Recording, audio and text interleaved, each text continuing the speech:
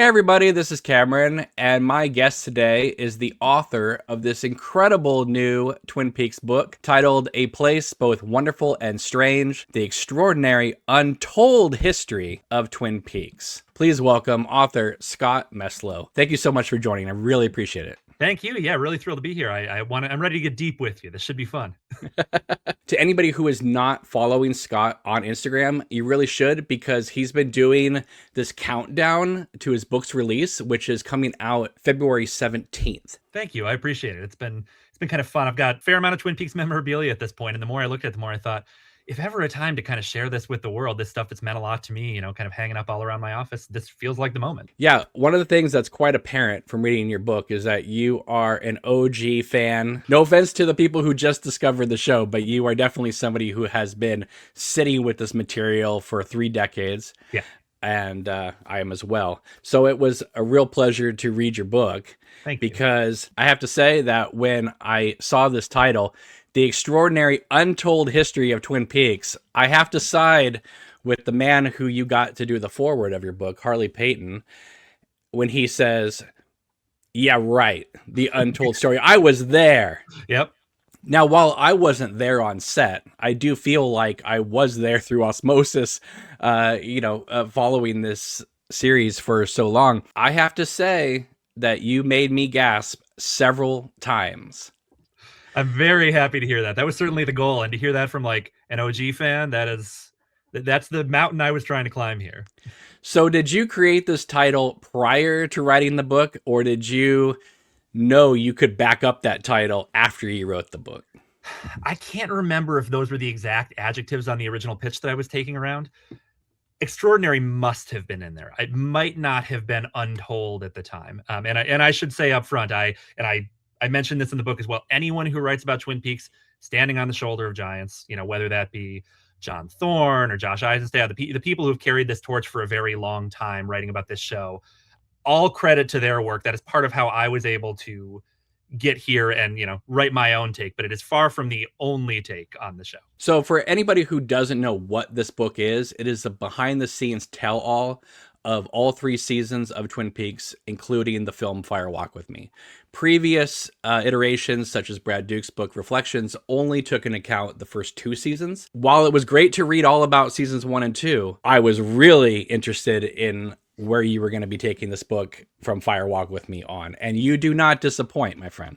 Thank you. I appreciate that. I was very excited to get to that part of it. It felt like, especially with the return, it felt like there was a lot of ground to dig up that hadn't been dug up yet. So I was eager to get to that part of the book too. You have Mark Frost reevaluating his initial observations about Fire Walk with Me now with season 3 in context. Mm-hmm. We talked about why it was the direction he didn't want to go, the prequel, at the time. And we talked about how much he gained appreciation for the mythology when he started to incorporate it into the return ideas. I have long had the theory that one of the main reasons of doing season 3, amongst many, but one of them I feel like was to redeem Fire Walk with Me in the public consciousness. Now, I know that film has been reevaluated over the years and it's in the Criterion collection and all that, but because it was at the end, there's all this stuff with the Alcave ring and right. Philip Jeffries and all that. It's hard to put that all into context when it's all this new information being thrown at you. But with season 3 now, it elevates Fire Walk with Me into being the bridge to the return.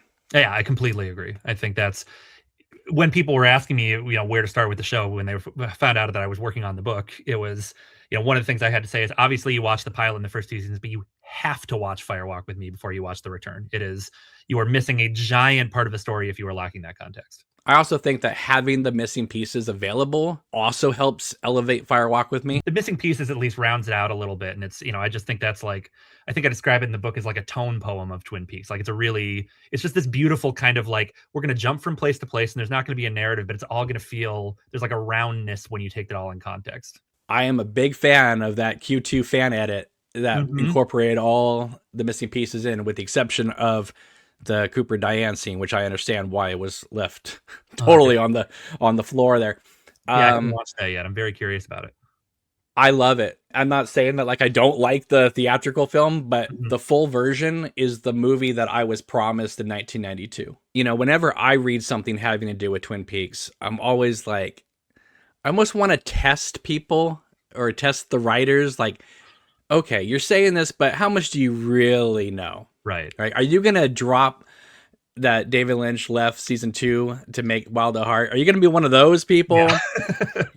And you're definitely not. The rumor that won't die.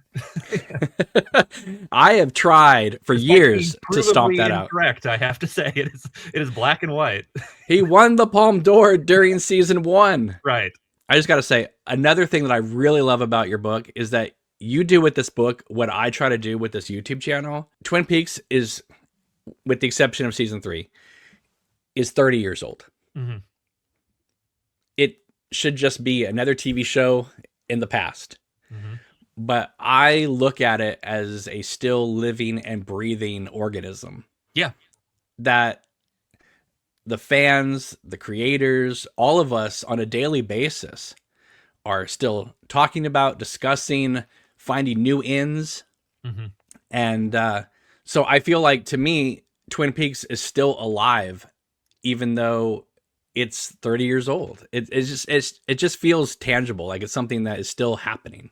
Yeah, I agree. I think, for me, it's not like I was surprised this was a rich text when I decided I wanted to write the book and started taking it around, but it was delightful to have it confirmed that I could spend, 2+ years of my life reporting and writing this and then be done and go, there's still a lot to say. like it's still, it still feels like it's just scratching the surface of, not always do I get to write about something that has this level of depth. And that's been a really special part of the experience. It could be twice as long for multiple reasons, that was not possible. But I certainly don't feel like every single thought I have about Twin Peaks or anything I wanted to report made it into these pages. So one of the things I love that you bring up is that the pilot that Mark Frost and David Lynch wrote was originally supposed to take place in November and not February. Yes. It matters because they didn't change the fact that Bobby and Mike are going to football practice. Mm-hmm. It's true. I don't know about your high school, but I knew when high schools do not practice football at 6:30, 7 in the morning in February. Right. It's true. And it's a detail that, like many things about Twin Peaks, I guess, is just a little uncanny. They do football a little differently in that town. I'm kind of surprised they didn't move it to like baseball players or something like that. Maybe having the early spring. But it's got to be football, though, right? Like the football king is like such a thing in the kind of high school trope canon. Part of this is what's so great about Twin Peaks is kind of the dreamlike tone anyway. So it's these details being fuzzy actually feels to me like very part of a piece with what the show is doing, that it's kind of it is somehow both very specific and also a little bit of an anytime, any place. Oh, absolutely. I mean, there's a reason why they don't bring in outside music. Right. They don't talk about movies or books or anything current.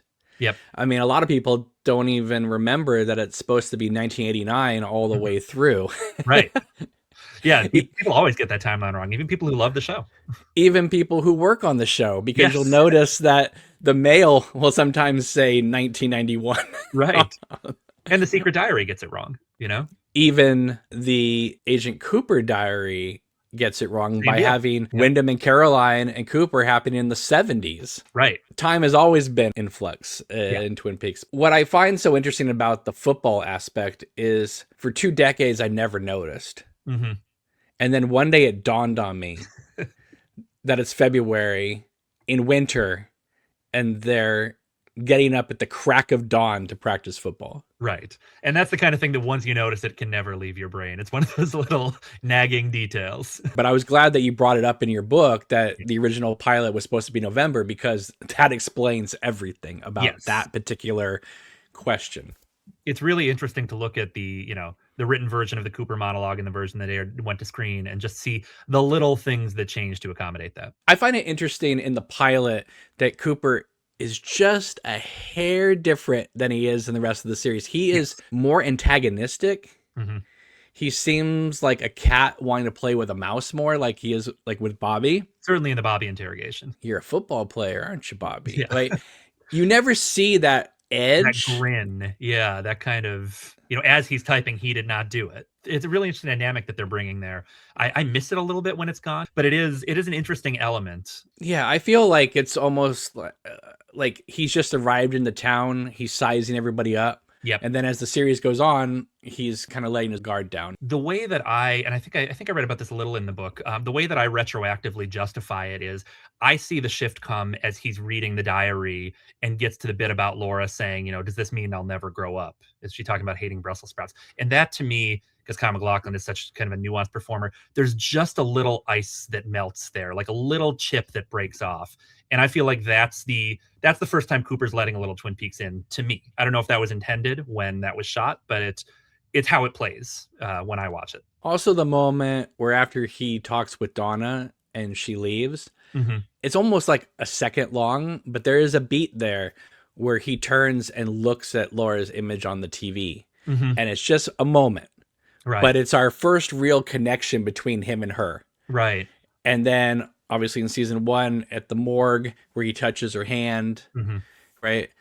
There's always this connection between Cooper and Laura. There's like a quietly growing intimacy, very, Otto Preminger's Laura is referenced many times in the show, and it's very much that kind of thing where the deeper the detective gets, the more he becomes entranced by the woman who can't be there. She does kiss him in Cooper's dream. I mean, there is an intimacy there right from the start. One of the people you get to interview is one of my favorites, Dwayne Dunham. Oh, he's so great. What a great guy. And for people who don't know, he edited Blue Velvet and Wild at Heart, and the pilot of Twin Peaks. He directed a few episodes of Twin Peaks.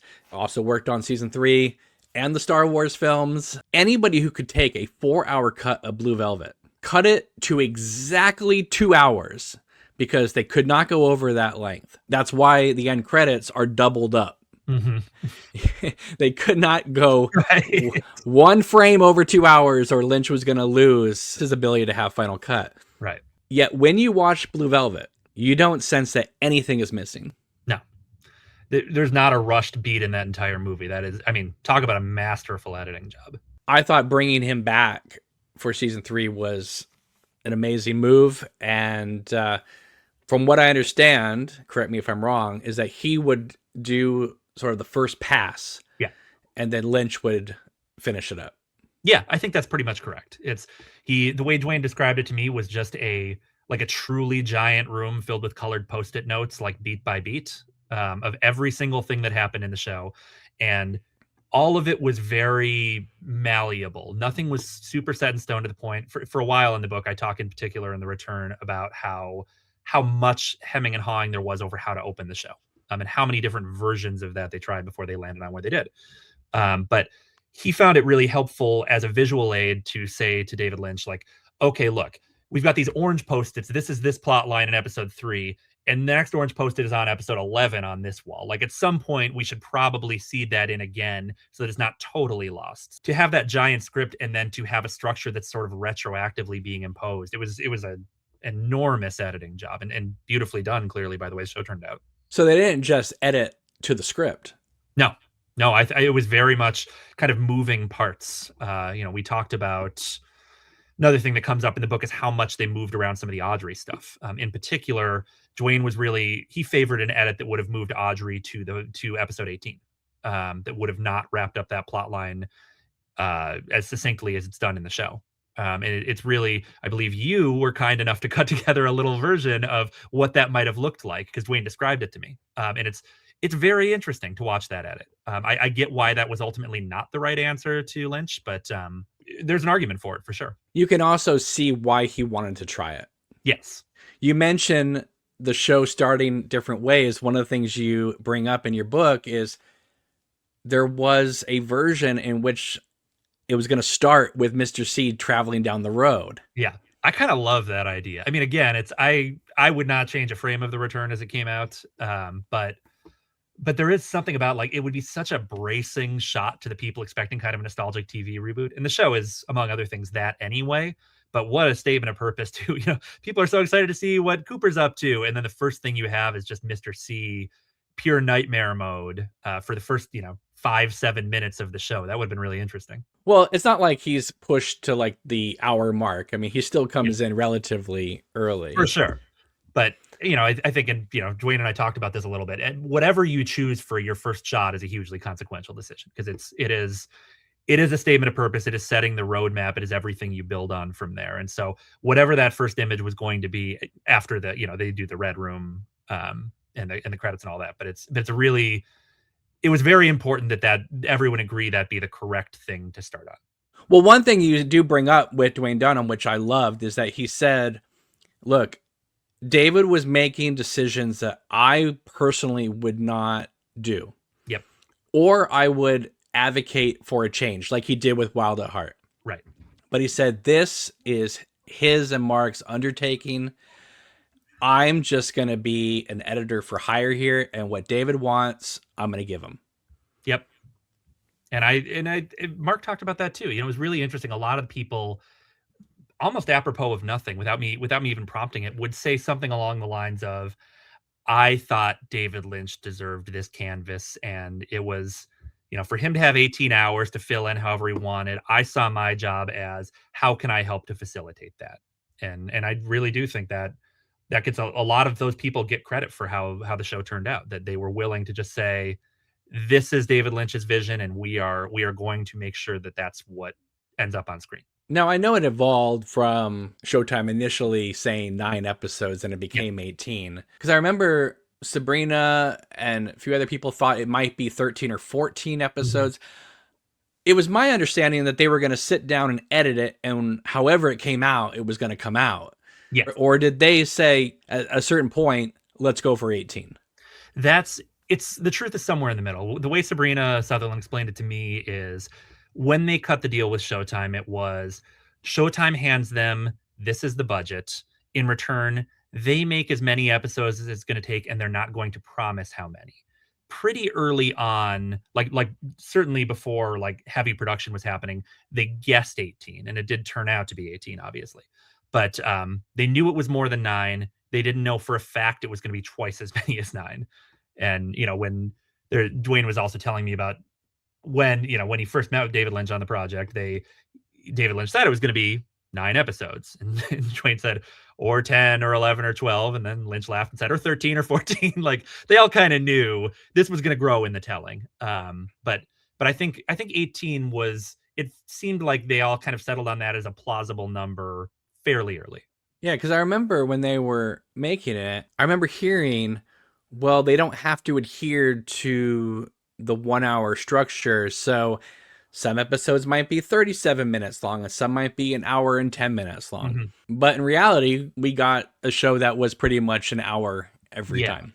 And they had a lot of creative freedom, but I think the idea of some of these are going to be more like half hour and some of these are going to be, that just doesn't really make sense to me, even though Showtime was giving them so much creative freedom, because you do at some point have to program a whole channel, like you can't just have this amorphous block of 22 minutes that you have nothing that can fill it. So I think to a degree, that structurally that would have been, I've always wondered why like streaming doesn't do more of that. Like it seems to me that would be and Netflix to be fair has gotten a lot more malleable about what their episode lengths are. But for something that was going to air, linear on Showtime, I think it was going to be pretty hard to say there's no consistent episode length whatsoever within a certain range. So were the musical performances brought in to help sort of get us closer to that hour aspect? I think that was another thing that was just, it was like a shoot it and figure out where it goes thing. And again, it was sort of discovered later in the process that they became a really nice kind of transitional note. They just work positioned roughly at the end of most episodes. To me, I feel like the chromatics for the 2 hour premiere and then the 9 Inch Nails being used in part 8, I believe those two were picked out beforehand, and the other ones were kind of discovered in editorial process. Yeah, I don't remember how much specific reporting I had on that, but I mean, there's no question that the chromatics, that instantly iconic, that song, ending the episode that were the episodes that way. And the 9 Inch Nails, it's you want to signal an aggressive act break before you go to something totally different. You can't do much better than that. Well, one thing you do have on the record is something I have never seen anywhere else. You give us an actual page count for the script. You said it was originally 334 pages. Yep. It then ballooned to 400 during filming. Yep. I had always heard the rumor that it was like 500 pages. Right. But you saying 334, I mean, that still is a huge script. It's a huge number. But it's not quite 500. Yeah. Who gave you that number? I would have to go back and look at my notes. It's probably from Mark. It might be from Sabrina. It might even be from somebody at Showtime. Part of the reason it's so hard to pin that number down is that it was an ever evolving thing. Right. In particular, Lynch would routinely write more stuff. That initial draft, I am confident on the number. And I don't remember what the final number turned out to be. It's possible I never got it. I don't think there's another firm number like this is what the final version was script page. I don't think that ever came down. I remember also hearing a rumor that Mark Frost himself was surprised when he started hearing things about Richard and Linda. That apparently that was a Lynch edition that he wasn't a part of. Not in the script, if I remember right. I think I did ask him about that. Do you think we will ever see the script for season 3? That's a good question. Because they're getting ready to publish at some point the unrecorded night scripts. Yep. Why wouldn't you? Why wouldn't you? I mean, I think the first question has to come down to, is there a workable final version of that script that can be published? Was there ever a, here's the giant version? Well, what about this? Just publish the initial 334 page I would version. love that. I think it's more likely now that Unrecorded Night is happening. I wanted very badly to get my hands on that script. I was not successful in doing that. I certainly asked people, and I had people who were open to it, and then ultimately it just never got to me. So does really anybody actually have it besides Mark Frost? Because I was told that people only got their sides, which is true. Everyone except Kyle. It was delivered to Showtime at one point. I can't imagine. Maybe David Nevins just shredded it. Copies must exist somewhere on some hard drive, not just on Mark Frost and David Lynch's personal computers. I asked. I was not told a hard no, but I ultimately never got a copy. I also think what would be fascinating is I wish Mark Frost and David Lynch had recorded their script conversations when they talked for a year before writing. Yeah.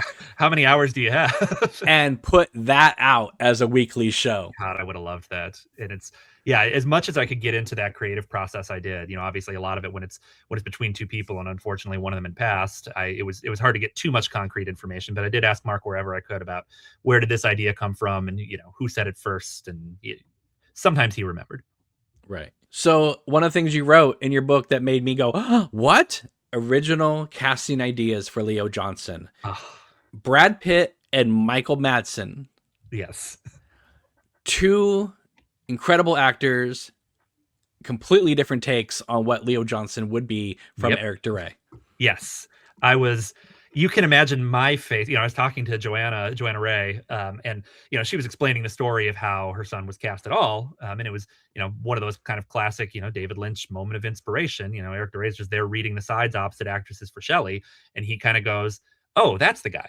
That I like him for it, and so that, but so almost as an aside, I almost didn't even ask her the question, but it's like, oh, you must have had other actors in mind, with when David Lynch surprised you with that, and for her to say that, so immediate recall, straight off the top of her, like, oh yeah, of course it was Brad Pitt and Michael Madsen. It was just like, that is amazing. And then I thought about it, and I kind of went, like, it's kind of a great idea, and I love Eric DeRay in that role. I wouldn't change that at all, but you think about how Leo's described as kind of, he's a little older, but he was like the cool guy with the flashy car. And you go, oh yeah, Brad Pitt could have played that guy. Brad Pitt could have been the one who impressed the girl and got her to drop out of high school. And, Michael Madsen too, and had that menace. And I imagine the character probably would have evolved pretty differently just because those actors would have brought different stuff to the character. So it's interesting to think about.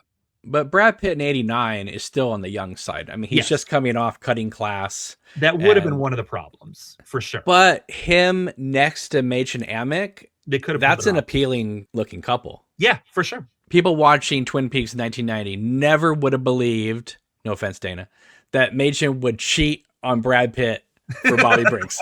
Yeah. I mean, two good options. You take your pick. Two very good looking guys. But Michael Madsen, 2 years or so before Reservoir Dogs. Well, that was the other thing I had to think about, because then it was like, well, how would their careers have evolved differently? Like if Michael Madsen's tied up in Twin Peaks, like, does that mean Quentin Tarantino's gonna give him another look? Does that mean Reservoir Dogs doesn't unfold that way? Like, what does Brad Pitt do if he's on a network TV show for a couple of years? It's just a very, very interesting kind of sliding door situation. Michael Madsen as Leo would mean that Tarantino would cast Tom Sizemore in Reservoir Dogs. Sure. Entirely plausible. And then, then Tom Sizemore doesn't show up in The Return. Wheels within wheels. Exactly. You talk about how the episodes of the first two seasons are numbered and not Yes. titled. Yes. Now, This is something that drives me crazy. I think you feel the same way. it's because these titles came out of nowhere. They're all over the streaming versions. But, you know, if you read books at the time when Twin Peaks came out, it was always episode 1, episode 2. The VHS tapes are 001, 002. Yep. Because the pilot wasn't included. The Laserdiscs are numbered. The DVDs, the artisan set, the Blu-rays, everything is numbered. And then you go to streaming and they're all titled. Yeah. And so I tweeted at Mark Frost, hey, what's the deal with these titles? Right. And he responded back with, those are the internal titles I gave each episode for fun, so we didn't have to use numbers. They were never intended for the general audience, but they leaked out on bootlegged pages. Right. So there it is. Because I couldn't believe that David Lynch would sign off on May the Giant Be With You as the title of the season 2 premiere. Yeah. And I was ready with that argument when when I turned in the initial draft of the book. Unfortunately, my editor immediately agreed. But I could see a world where they were like, it's too confusing having all these numbers in the book. Can we just use those episode titles like on streaming? And I was ready to have the fight of that was not ever intended. We cannot call all of the episodes that I'm writing about, even though it can get a little confusing. Which number are you on? Especially with the pilot being 0. It's not worth the trade-off to have these titles that were never endorsed by anyone who worked on the show. You get into network notes having to do with season 1. For instance, something that made me laugh was they wanted to know what was inside Ben and Jerry's sandwiches. Yes. I think a lot of people assume that like network notes are, you better solve that Laura Palmer mystery. Right. When it's not, it's more like, what kind of tie is Kyle wearing? Or yes. In this case, what is in the sandwiches? These maddeningly specific things. And yet they're so concerned about that. And yet they completely miss that it's also like a sexual innuendo. Like, it's just, How can anybody miss that? It's right there. I do not understand, other than everyone who I talk, certainly talking to Mark and Sherilyn Fenn talked about this too, like how much everyone just thought the network notes were so stupid. like across the board, it was like space aliens were giving these notes. And so sure enough, I guess they missed the most obvious reading of a scene. Yeah, because we go right from that to One-Eye Jacks. Yeah, right. It's not subtle, folks. Yeah.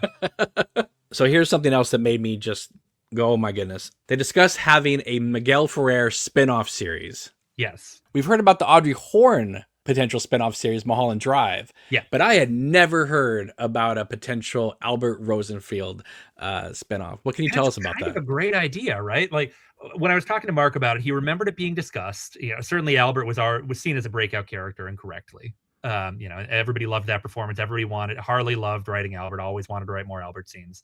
And so it was one of those, which of these characters could we theoretically break out of Twin Peaks and have go on their own little adventures? And so the idea, as Mark described it, was kind of a proto X-Files, not entirely dissimilar, where you take Albert out on the road. He'd be investigating various supernatural things, with the difference being all of that stuff would tie into the larger Twin Peaks mythology. So it wouldn't be an entirely self-contained spin-off.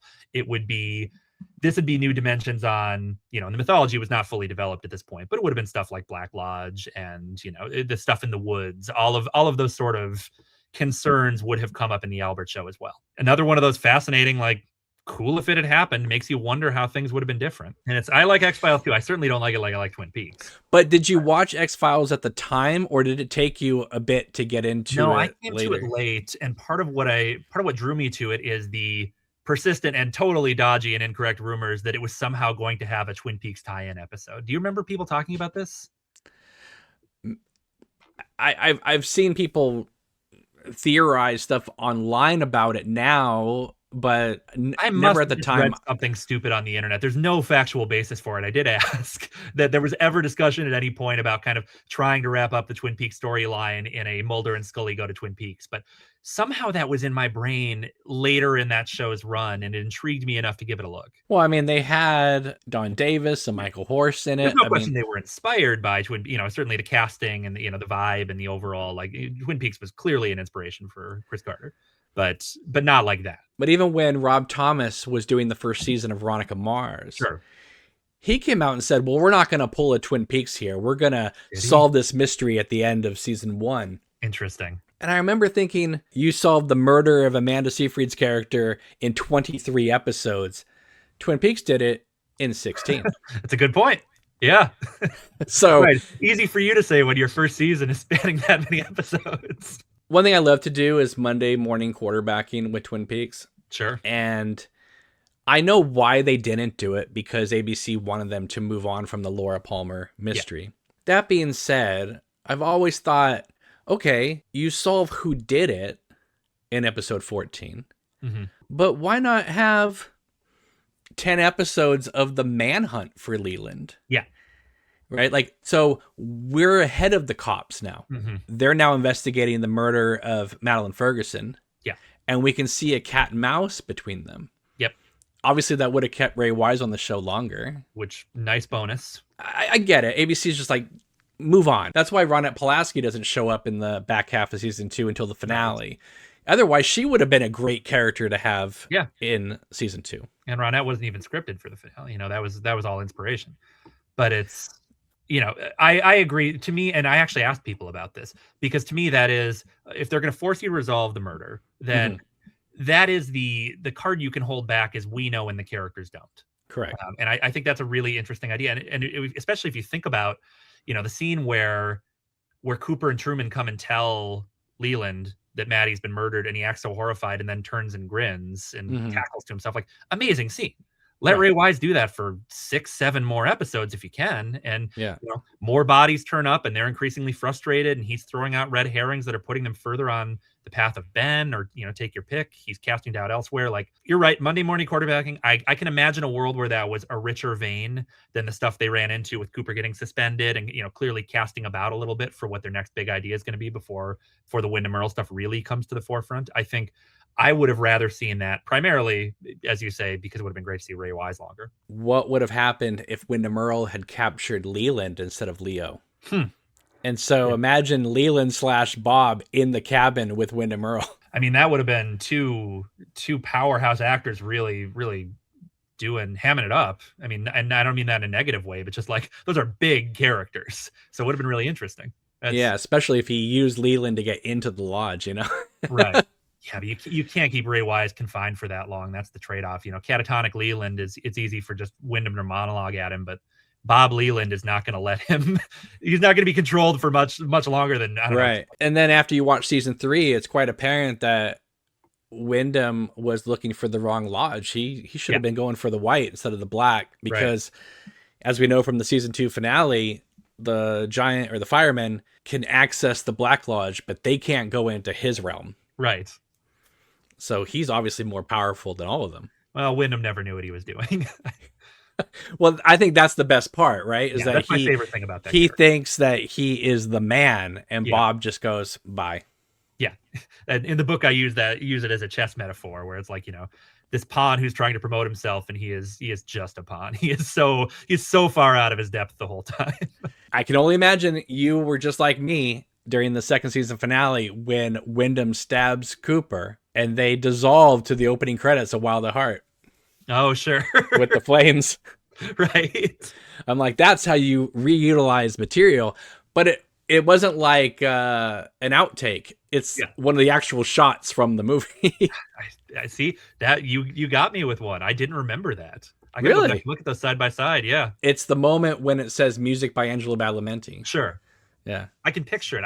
I'd never thought about them as parallel shots. I was amazed that you gave Denise her own chapter in the book. That was cool. Yes. That was very important to me. I love that character. I think I'm very touched by how, you know, it's not perfect, obviously. It was the early 90s. But it is remarkably respectful of a character who could have really been the butt of jokes, in a very lazy, cynical way. There is humor there, but but the show is never not empathetic with the character. Yeah, it's not at her expense. I mean, in particular, you know, Hawk and Truman both get kind of their little digs in, and they're not my favorite jokes in the show. But for Cooper to just, you know, she says, Denise, if you don't mind, and he says, okay, like, what a great answer. And then to revisit it in the return and have her be, you know, in a position of such great power, and obviously fix your hearts or die being such an iconic line now, you know, that I've seen at protests and on tattoos, and it's I mean, and to have the creator of the show be the one to say it, like, in this kind of like what a statement, what a beautiful thing that the show did with that character. It was iconic from the first night it aired. Instantly. Yeah. I remember, because I was still on Twitter at the time before it had blown up into X the Everything platform. And I remember just a flood of Fix Your Hearts or Die. Like it was great. It was it's so moved and resonated with people. You were there actually, right at the season 3 premiere. I was. Yeah. What was that like for you? Incredible. Like truly like a personal and professional highlight of my life. I like to joke with people that it's like my wedding, the birth of my children, and the Twin Peaks premiere, where I was working at GQ at the time, and so I mostly did film and TV reviews, and got invited, and without my editor at the time or the people at Showtime knowing that like this was a big one for me, like this really went back, something that I'd cared about since middle school. And cared about very deeply. I always described it as my favorite show, and the thing that I think put me on the path to do what I do for a career in entertainment journalism. It was the first thing that really just like lodged itself in my brain, pun intended. And so to get that invite and I was living in New York at the time, not LA. And so the premiere was in LA, and I just flew out on my own dime because I was just like, I have to be there. I have to, I have to go. And it was such a powerful thing to sit in that theater with all those, those incredible actors and creators, and other people like me, enthusiasts and journalists, and to sit there and have the credits run, to hear the song again. It was very moving. And then to watch it and be like, this is totally unlike what I would have expected. And it is 10 steps ahead of me. It is better than, anything that I could have conceived of in my many, many dreams of, I hope they bring back Twin Peaks someday and they do it the right way. And then the after party was super fun. I remember I brought a friend of mine as my plus one, and I remember we were sitting and talking, and she was like, oh, like, is there like an Abraham Lincoln impersonator here? It's like, is that just like a funny, weird thing they're doing? And then of course we didn't know Robert Brodsky. We hadn't seen that episode yet. Right. So stuff like that. It was just it was a real personal and professional highlight for me. It was one of those times when like everything, it kind of felt like a lot of what I'd done, in my life had sort of led up to like this very special night where it was really the culmination of something for me. What was the feeling in the room when it concluded? You hear these stories after Fire Walk with Me. People were like, what? Yeah. Right. That's me doing Zoe from The Return after she right. sees Sarah Palmer at the grocery store. What? Right. I just remember seeing it. I wasn't like you. I had to watch it at home. But I got to go right to parts 3 and 4 right after on the same night. But I remember when the 2-hour premiere concluded thinking, oh my God, like they came back with a purpose. Mm-hmm. Not that I had doubts before, but it's so great to see your wish fulfillment coming true. Yeah. And then, at least for me, better than I could have hoped for, because I went in with a little trepidation. It's obviously I knew, okay, they've got a lot of the actors I want, almost everybody, and Mark and David did it together. Like if it's ever going to be good, this is the way to do it. So I was hopeful, but I'd been wanting this for most of my life at that point. like it was the odds, stakes are pretty high at that point. And so, but as for the mood in the room after, I think realistically, when you're at a premiere like that, you're going to get a lot of people who are there for a lot of different reasons. Mm-hmm. So my reaction, and the friend I bought, who she was as diehard a Twin Peaks fan as I was, has a tattoo, the whole deal. So she and I were like, we have a lot to talk about. But you had a lot of actors and people who were, who also had not seen the show, but were, they were mostly excited to see their friends again. For a lot of them, it's the first time they've been together in a while because they didn't shoot scenes together. And so I think they were kind of ready to talk. And then there were other journalists who were not Twin Peaks heads who were just kind of like, whoa, that was crazy. And maybe didn't give it quite the same thought or didn't have the same context that they were bringing in. There was also just a rush to get to the after party, which was great. So I get that. And prior to season 3, a lot of these Twin Peaks actors were kind of under the radar for a long time. They weren't doing shows. They weren't doing autograph sessions. Yep. I mean, now they're at most of them. Almost every weekend in the United States, there's a Fire Walk with Me screening somewhere now. Right? Yeah. Ray Wise, Cheryl Lee's at almost all of them. Yep. But I just remember in early 2000s, I met Ray Wise and he was promoting Jeepers Creepers 2. Mm-hmm. And I talked with him about Twin Peaks and he said, it's been a few years since anybody's talked to me about this. Really? I That's funny. find that fascinating. Yeah. That because you You can't remember go a day without someone talking about it now. There's no way. right, but you remember like I do that there was a period Mhm. between let's say 93 and Twin Peaks hitting Netflix. Yep. Where when David Lynch said in 2001 that it was dead as a doornail, it was dead as a doornail. Mm-hmm. I mean, it wasn't dead for me. Right. But it had gotten very lean. I mean, I don't know about you, but I think I've met maybe 5 people in my entire life prior to season 3 that had ever heard of Twin Peaks. Sure. I would introduce it to people, Right. I would find that for me, it was like I would get my friends into it, and my friends' parents would either remember having watched it or they would remember it as a phenomenon that, then disappeared quickly. But that was kind of the cultural memory, and that's where I've got to give it up endlessly to people like John and Craig and all of the people who kind of kept the torch lit during those especially fallow periods, because I certainly was desperate for more information, and it was pretty hard to come by.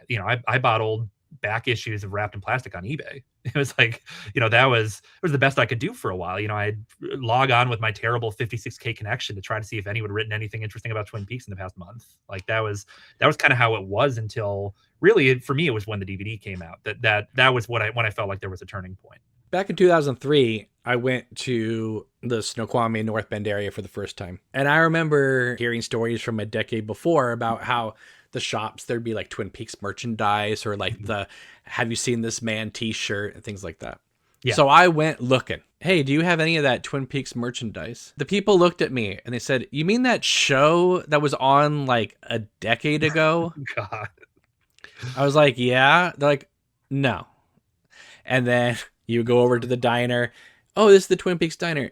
"No, this is the Marti diner." Right. And I'm like, okay.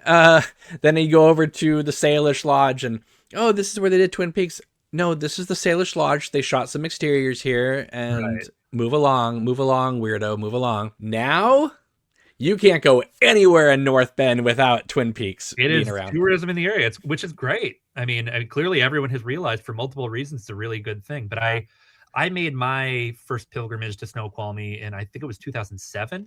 And it was still kind of the same deal. I still have it somewhere. I have the mug that I got at Tweed's, which was not a Twin Peaks mug. It was like it was like a tall red Tweed's mug because that's what they had. And I was like, well, it's better than nothing.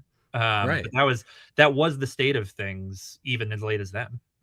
But it's wild to think that for 20 years they left all that money on the table. Right. But I guess then you have to wonder, is it there? Like people like you and me, and I assume everyone watching the channel, we cared. But it is, I've been really struck by kind of the resurgence of the show and certainly its resonance with younger people now. I mean, I think there's a real Gen Z, Gen Alpha push for Twin Peaks. And I think a lot of it is what I kind of think of as like Twin Peaks core, like the music and the clothes and the not being on cell phones of it all, the sitting in diners, drinking coffee of it all and milkshakes. Like, I think there is something really resonant about that. More so now even than when it aired, when it was a little closer to reality, even though Twin Peaks is always its own kind of liminal space. Like we are so far removed from that world now. One of the things your book gets into is the tension that happened with the writers, producers during season 2. Yes. So you have Lynch and Frost distancing themselves a little bit during season 2 at one point. Bob Engels and Harley Payton, who are writers on the show, are also producers, and they kind of step into the role of being the day-to-day producers on set. What you would call a showrunner now. But still, Mark and David are overseeing them. Yes, they remain in charge and always were. Right. But at one point, one of the directors of the episodes calls Harley Payton at like 11 o'clock at night and said, "David just gave me a bunch of notes. We're shooting first thing in the morning. What do I do with all these?" And Harley says, "Ignore them." Yes. David then calls Harley, chews him out, I think, for like 10 minutes. Harley has a great quote where he says, "You don't know how long 10 minutes is until David Lynch himself is yelling at you for 10 straight minutes." And he's told me 10 minutes is a long time. And when you think about it, yeah, that's a long time. So there was tension happening. You had Lynch pairing up more with Bob Engels, and Mark Frost is pairing more up with Harley Payton. Yeah. So now you have these, it's almost like Monty Python, where like the different teams of writers are pitted against each other. Right. And that's not good for behind the scenes stuff. But Yeah. I mean, it's a juicy detail in your book, but you can see how that kind of situation is going to implode at any moment. For sure. But what was interesting about it is, everyone I talked to about it, like, it's not quite correct to say there was like hostility or animosity other than the big fight that David Lynch and Harley Payton had. But it was more, I remember at some point, I think I was talking to Mark, and I kind of casually described it, not intending anything by it, as two different camps. And that was even a little strong. It was more naturally where things were going was Harley and Mark became very close, and they would have lunch together every day, and they were just a little more simpatico. And at the same time, David and Bob were really getting along. And this eventually obviously bloomed into the Firewalk with Me script and the way all of that paired out. We're just, for whatever reasons, those sensibilities were splitting in those specific directions. And that just, that was how things evolved over the course of season 2. Why do you think Bob Engels' personality matched better with Lynch at that particular moment? That's a good question. It sounds like they were just a little more on the same page. I mean, I think probably a better example of what was going on there was the stuff they worked on after, where they had kind of goofy ideas, the same way that Mark and David had kicked around a couple of goofy ideas before they landed on Twin Peaks. And later on the air. Right. See, so all of that, like there was a shared sensibility that I think there was something similar happening with Lynch and with Bob at that point. And you can see it in the crazy ideas that were excised from what became, Firewalk with Me, where there were so many kind of fun little detours. And it seems like they were just sort of having a gas writing together. And Bob, I forget the exact word, but he described himself as something like the transcriptionist. Like, that's the other thing. He was very much, it sounded to me like there was a pretty clear hierarchy of, he was happy to be there and he would contribute his ideas, but he was not going to argue with Lynch about what Lynch wanted to do. And I think that probably at that time suited what was needed. And then you have what happened post season 3, where you have Mark Frost's books coming out and people in the Lynch camp saying, well, that's Mark Frost's Twin Peaks, not David Lynch's Twin Peaks, which I found kind of ridiculous because to me, it's all Twin Peaks, and a co-creator's vision is just as important as the other co-creator's vision. Yeah. I'm not at all sympathetic to the argument that one of them deserves more credit than the other. I think, both of their names on every episode. You can certainly point to who did more of what or what. And there's plenty of relevant information to that effect, but I think to deprioritize one person's work is wrong. And I certainly, part of what I'm doing in the book is looking at all of this giant canon and taking it seriously. And that includes the secret history and the final dossier. Especially I think, Mark does something really brilliant with the final dossier, where he kind of, as things get fuzzy and, the details become literally inaccurate, he's really kind of blown open the world, as Tammy Preston herself realized she's sort of losing her grip on what happened and what didn't. Well, all of the canonical inconsistencies can now be justified. There's a version of the story that makes sense. And so it does really allows everything to be canon without disrupting every other thing. And I think that's a very cool idea that to me made it much easier to do my stated project, which was to put all of these things on an even playing field and to give them equal weight, even if, as we know, David Lynch himself did not personally care about the secret history of the final dossier. That doesn't have to be my answer or anyone else's answer. But here's the thing. They talked for a year before season 3 was written. For sure. So even though it may not be in the script, I think a lot of the ideas that Mark Frost is exploring in his books was there initially in the conversations that they then took to a more surreal level. Either explicitly or implicitly, because you're going to tell Mark Frost he doesn't know Twin Peaks well enough to write some books about it. Like, it's, Well, you have Wally Brando because he approached David Lynch, Yeah, and you have Wally Brando mentioning Lewis and Clark. Yes. Right? There's stuff in there for sure. Absolutely. I think they're too deftly written to be dismissed. Even, I think they're tremendous books, but even if they, whatever they are, how do you not take the co-creator's word seriously? That's just my take on it. I'm just thrilled that now it's 2026 that we can now have all this material and you can come and go at it at your own pleasure. Yes. Also, I can't remember in your book, did you get into Showtime's initial announcement that it was supposed to come out in 2016 and then it got pushed to 2017? Yeah, that was rather ambitious. There were a lot of things that changed, and a lot of I do nearly a whole chapter on just kind of the drama of Showtime losing it briefly, Lynch very publicly quitting it, and what that meant for everyone, all of that. Have to say that was a fascinating moment because Mark Frost reveals even he didn't know Lynch was leaving the project. I was really fascinated to talk to him about it. And Mark is a really warm and generous and diplomatic guy, but must have been frustrating. Yeah, but I gotta tell you, when that happened, I assumed Mark would have been clued in. You would think so. So then to read his words, I'm thinking, oh Right. my God, he must have been devastated because when I think he says, I worked on this thing for 3 years and this was decided by Lynch when he was in Australia. Right. Yeah. So he couldn't even get in touch with him. It was what Mark said to me, which I found really interesting, was like, if Lynch had just told him told him it was a strategy, that it was this is high stakes bidding with a major TV network. And what we're going to do is we know they want David Lynch's Twin Peaks. They want him to direct it. So if you walk away publicly, that buys you some leverage. Mark was like, I totally would have been on board with that. I would have said, sounds great. I'm with you all the way. But it was not knowing that threw him in limbo. And then of course, press is reaching out to him and he's going, well, what do I say? This is not up to me one way or the other at this point. There's a lot to figure out. And I have been cut out of this particular part of the conversation. So yeah, I mean, an interesting and kind of fraught time, but obviously it worked out for everyone. And certainly they were getting along very warmly by the show was in production. So they figured it out. You go into something that I remember like it was yesterday.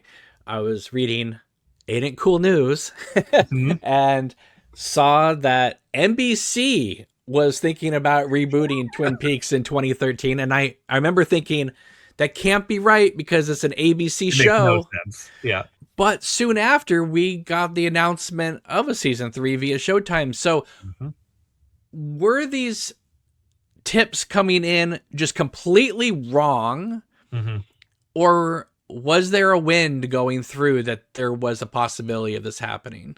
My understanding of that was the NBC thing was completely fake. But it did get Jennifer Salke, who was running things at the time, to say, well, who does have the rights for Twin Peaks? And so I think this might be a little bit of like, the tail wagging the dog, where it was like, the more people were like, oh, what if they brought Twin Peaks back? I hear they might bring Twin Peaks back. The more people with actual decision-making power were like, why don't we bring Twin Peaks back? Like everybody, by then the show's legacy was pretty firmly entrenched. It had, like Fire Walk with Me, kind of overcome the reputation of this, this difficult, troubled thing and become like this iconic classic in a lot of people's kind of memories. And so it was the right time to do it. And so I think there was a groundswell, but obviously it took the particular treatment that Mark and David came up with to actually make it happen.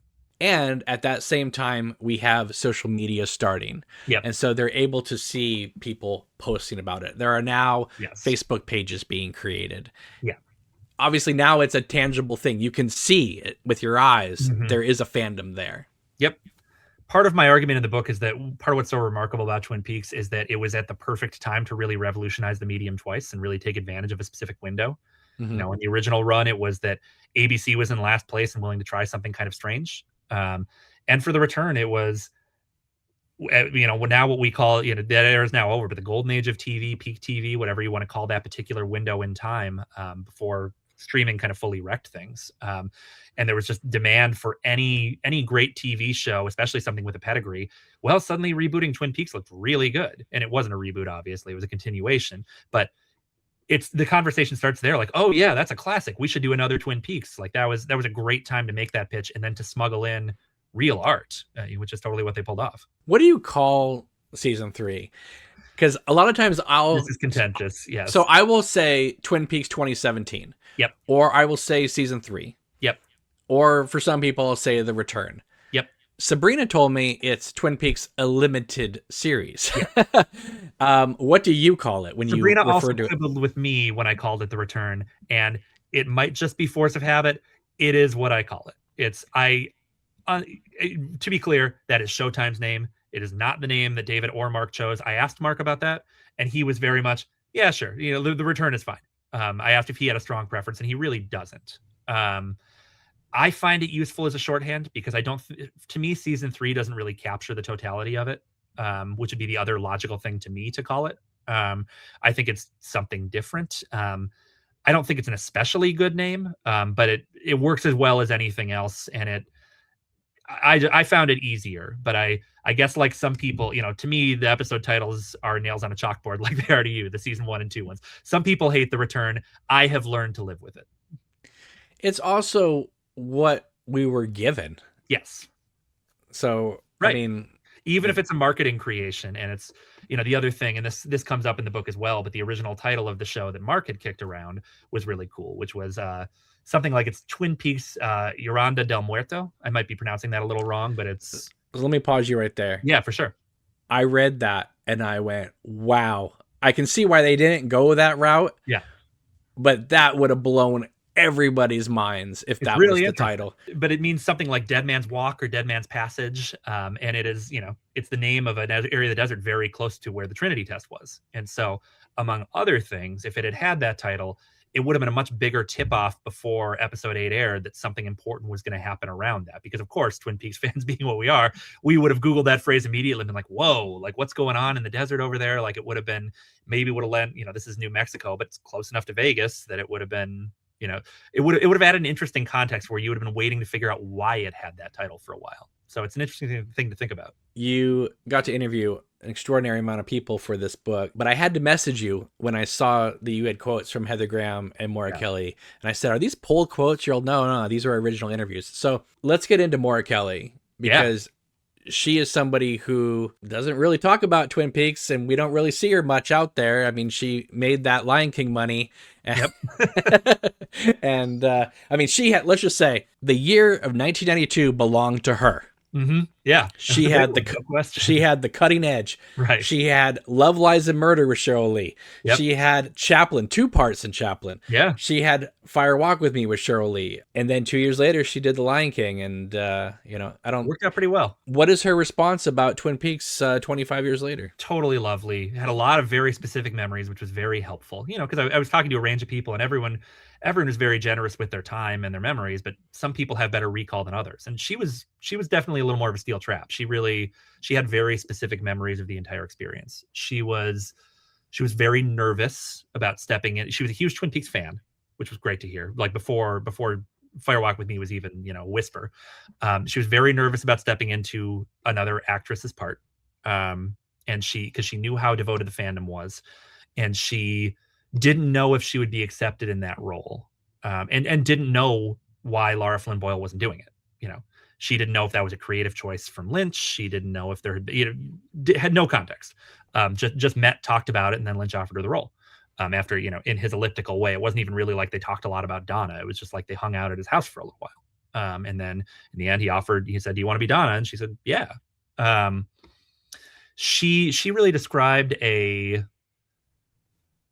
warm set, which is an interesting way to think about, a movie that is so punishing. But she had a lot of memories of how creative it all was and how carefully it was constructed to not be overly traumatizing for the actors, which is great. There was a lot of thought put into it. I would say that was the main. We talked about some specific scenes. We talked about the pink room scene for a while. It was really interesting to get her recollections on that.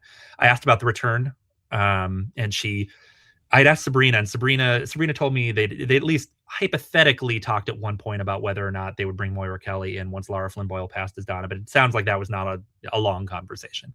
But also Maura Kelly says something that I find fascinating, that she sees herself as Donna prior to Laura's murder. Yes. And so if she had been asked to do season 3 or The Return, or a limited series, that she may not have done it anyway, because it would have gone against her idea that her Donna was prior to the murder. Yes. And I love that idea. And the second, it made kind of intuitive sense to me, I think, before I'd even put words to it. And to hear her put words to it, it's like, yes, exactly. Like, part of the reason that I love her take on Donna and that I don't find it jarring, the difference, is that Donna is in such a different place. And so, she was able to understand how to play Donna and to differentiate herself from Lara Flynn Boyle, to say, this is someone who goes through such a trauma that she is a different person on the other side of it. That to me is very in the spirit of Twin Peaks, and kind of, I love her performance in the film anyway, but it really solidified to me that was the right actress to kind of,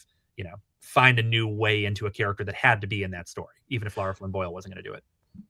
One thing I find fascinating about her performance is in the movie, Donna feels like Laura's little sister. Mm-hmm. And then in the show, Lara Flynn Boyle feels like Laura's contemporary. Yeah, I think that's totally right. And it again, that character arc tracks to me from where she would be at those respective points in the story. We're kind of seeing her at Firewalk with Me at the most kind of, can I be Laura? I'm going to follow her into these situations and try to do what she does. Like, of course, she would be a little more like a kid sister if that was her mindset. And then she learns that's not her by the end of the film. I remember one time online, I posted the last shot of Maura Kelly in the film, which is when Laura's crying at her desk in the classroom. And Donna's kind of putting her books in her backpack and she's kind of looking down. It's a quick shot. I posted this image online saying, are you okay with this being the last image of Donna in Firewalk with Me? Like, were you expecting some sort of a resolution with all these characters at the end of the movie or something, right? Like a normal movie would be. Yeah. And somebody wrote in and said, but this last shot in the classroom is exactly where we pick her up in the pilot. Right. And I thought, okay, thank you for answering that question. Yep. Dead on. Did you get close to Kyle? No. Not much. Kyle, this was, how do I explain? There was a little bit of a complicated thing where Kyle and I were going to talk more. And then Lynch passed and the situation changed a little on his end. And I understood that and withdrew a little bit. Fortunately, met the man. He's talked plenty on the record, and we were able to get a lot of his voice in the book through other ways, basically. So how long have you been working on the book? It's been, I think I started working on the proposal probably 2.5 years ago, and probably sold it 6 months to 9 months after that. So I would say that all told, selling the book to the book being published was 2 years and change. Now, as someone who loves your book, I just have to ask you, what was the initial idea behind wanting to do this? Because since Lynch's passing, we have seen a variety of books coming out, not about this per se, but different Lynch books. They're popping out like flies. Yeah. And to hear that you've been working on this for so long, obviously before his passing, what was the initial grip for you to go into this? Just the fact that the backstory of Firewalk with Me and The Return hadn't really been covered before? Yeah, it felt like the right time to me. Like, enough time had settled after The Return, including my own thoughts had settled a little bit. I was a working critic in real time as it aired, and I wrote about it a lot, but I felt like I didn't. It's definitely one of those things where I needed the totality to really understand what it was doing and what I wanted to say about it. Right. So I'd had time to revisit. I'd had time to take it seriously. And then it was just kind of going, this is a thing that's lived in my head for a long time. This is a thing I have a lot to say about. There are stories that I do not feel have been reported in the way that I would like to report them. And how can I get this all under one cover? And that, to me, the main goal of the book, especially when I'm going to put it on a shelf next to remarkable books by John Thorne and Brad Dukes and people who've done all this great Twin Peaks writing, was nothing had come out since The Return that took kind of a square one approach that put it all on the same level under one cover. And I thought that would be a cool resource and hopefully a different way to think about the show a little bit, to do something that was not reacting in real time, but to treat it all as one continuous story. And then hopefully, and in every case, my goal was always to interview people, primary sources on the record. And so I got to as many people as I could. And then there was a mix of archival reporting, including some stuff that I think had largely been long forgotten. I was at times literally going through old newspapers and, microfiche. Yeah. There was stuff, especially the LA Public Library was a real friend to this book. Like, there was stuff that was really hard to find, but great to get.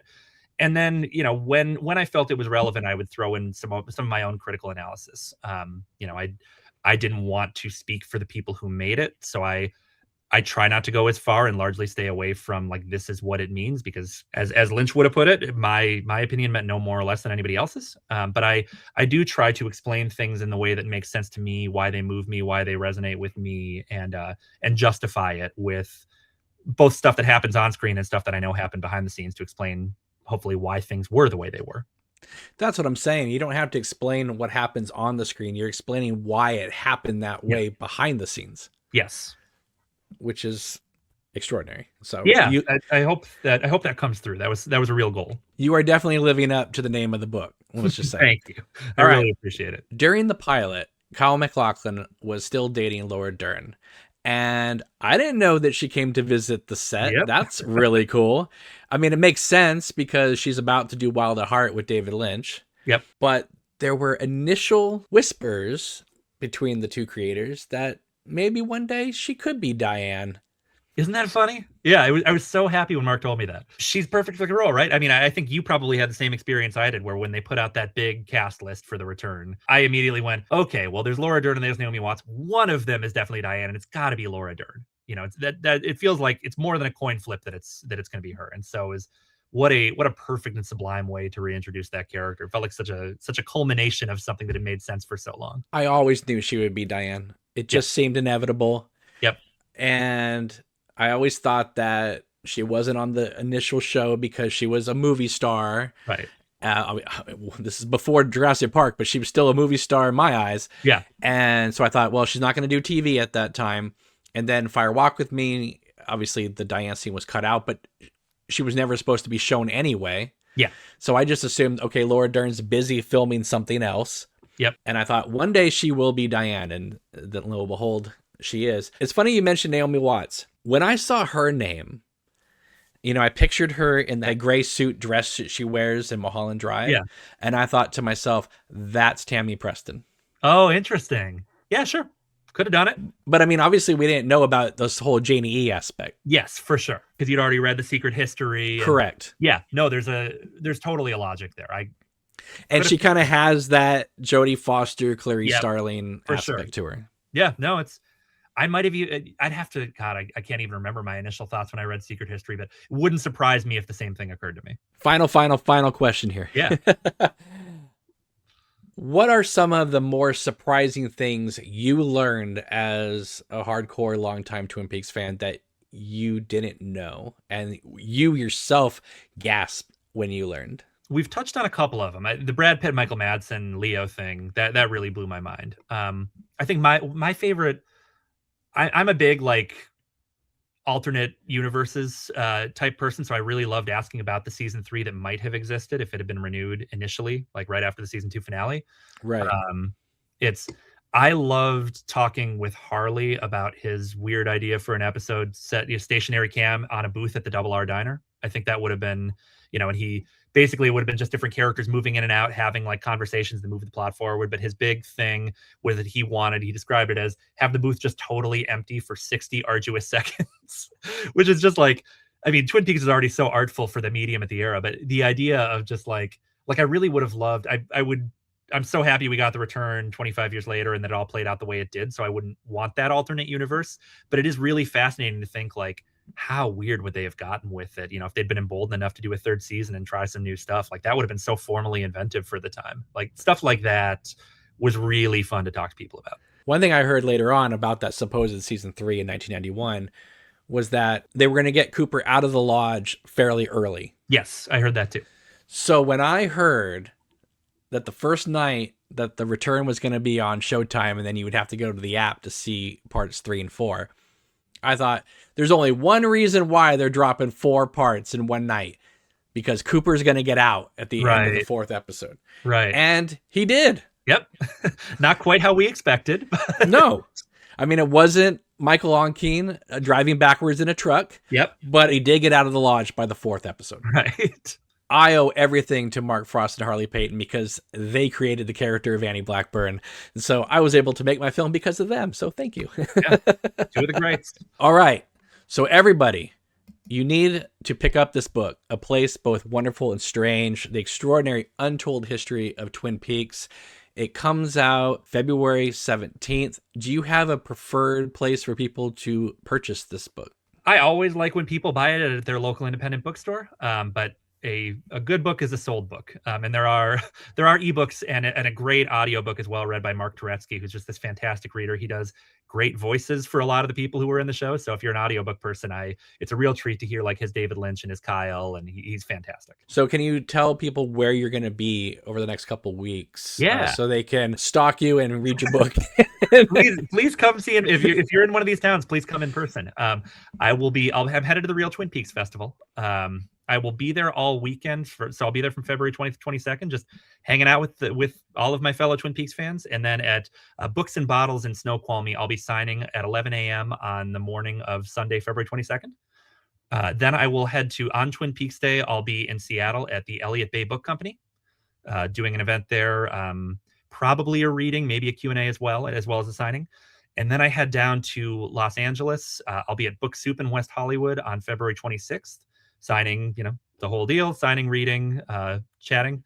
And then I head to Minneapolis on March 4th at the local independent bookstore Majors and Quinn, where I'll be doing a signing and reading as well. And if you're on the East Coast, stay tuned. I think I'll have more to announce, hopefully in the weeks to come. But that's this leg at least. I'll say one more thing. If you're interested in a signed copy of the book, but you don't live in one of those places, feel free to contact me via my website, and I will find a way to get one to you. I posted on social media, dust off those Twin Peaks shelves because another one's coming.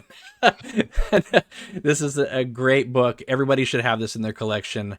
And I just want to thank you so much for joining me. And I hope you'll come back again because this was a lot of fun. And it's always great to touch base with a wonderful Twin Peaks fan such as yourself. And congratulations on the book. It's really, really cool. Thank you so much. I had a blast. Invite me back anytime. All right, everybody. Well, thank you so much for watching. Make sure to give this video a big thumbs up and subscribe to this YouTube channel if you haven't already. And we will see you soon. Take it easy. Have a wonderful day. Take care. Bye-bye.